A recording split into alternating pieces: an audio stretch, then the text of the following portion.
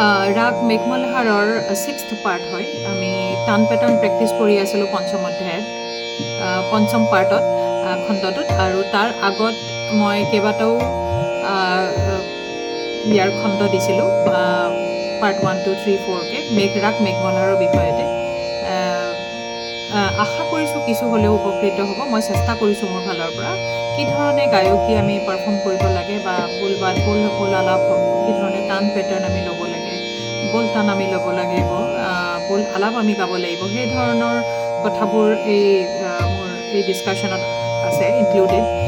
গতিকে আশা কৰিছোঁ মই যিমানখিনি পাৰোঁ মই দিবলৈ চেষ্টা কৰিছোঁ। গতিকে আহকচোন আৰু অলপ টানৰ পেটাৰ্ণ আমি অভ্যাস কৰোঁ।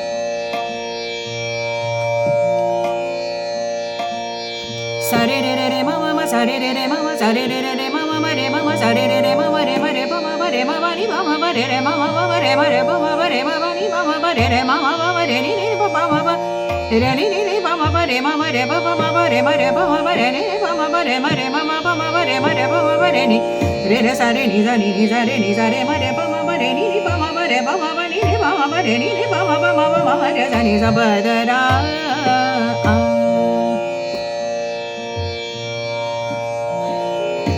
ba ni za ni ba ni ba ma re ma ba ni ba ha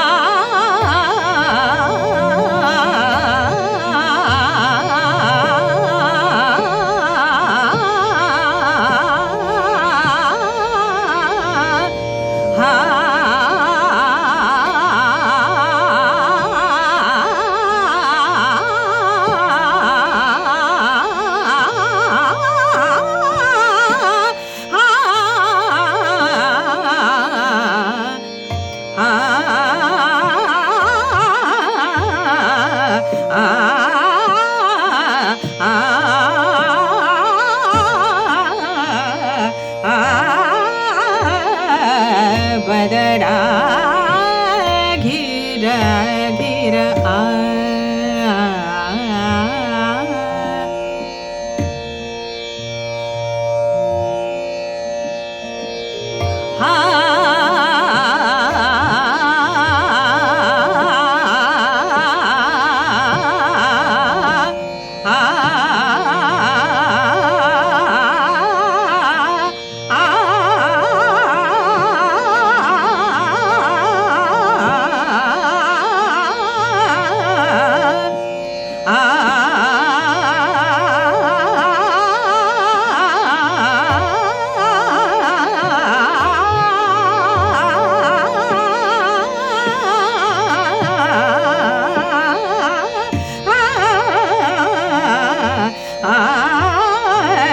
badara ghira ghira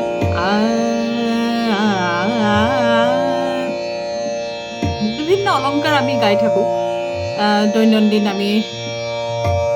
আমি যেতিয়া সৰুতে গান শিকিবলৈ আৰম্ভ কৰিছিলোঁ তেতিয়াই আমাৰ প্ৰাথমিক শিক্ষাতে বহুত ধৰণৰ অলংকাৰ আমাক লিখোৱা হৈছিল। গতিকে সেইবোৰ আমি পাহৰি যাওঁ, অলংকাৰ অভ্যাসটো আমি নকৰোঁ। কিন্তু চাবলৈ গ'লে সেই অলংকাৰতে সকলোবোৰ সোমাই আছে। এতিয়া মই আকাৰ টান কৰিছোঁ, হয়তো ভাবিছে কিবা বেলেগ ধৰণৰ কিবাই মই প্ৰয়োগ কৰিছোঁ, কিন্তু আচলতে নহয়। অলংকাৰ অভ্যাস যি আমি সৰুতে কৰোঁ, বহুত ধৰণৰ অলংকাৰ আমি সৰুতে অভ্যাস কৰোঁ। গতিকে সেইখিনি যিখিনি আমাক গুৰুৱে শিকাই আমি লিখি লওঁ।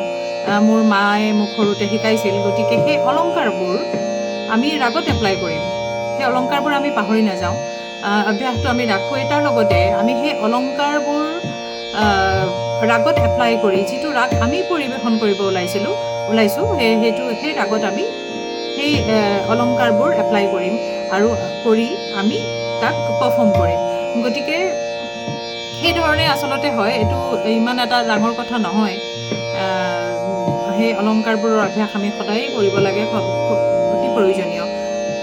সেই কথা মই ছাত্ৰ ছাত্ৰীসকলক কৈ আহিছোঁ বহুত আগৰ পৰাই, যে অলংকাৰবোৰ অভ্যাস কৰিবা আৰু ৰাগত অভ্যাস কৰিবা, বিভিন্ন ৰাগ পৰিৱেশন কৰা। কাৰণ বহুত ছাত্ৰ ছাত্ৰীয়ে সোধে মই টানবোৰ কি ধৰণে গাম।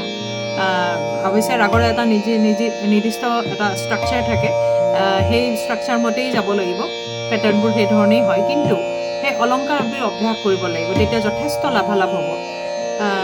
কিন্তু বহুতে সেই অলংকাৰবোৰ এভইড কৰি মানে ভাবে যে নহয় কিবা বেলেগ ধৰণেৰেই পৰিৱেশন কৰিছে নেকি, কিন্তু নহয়, আচলতে আমি সেই অলংকাৰবোৰ সদায় গোৱাটো খুবেই প্ৰয়োজনীয়। ধন্যবাদ।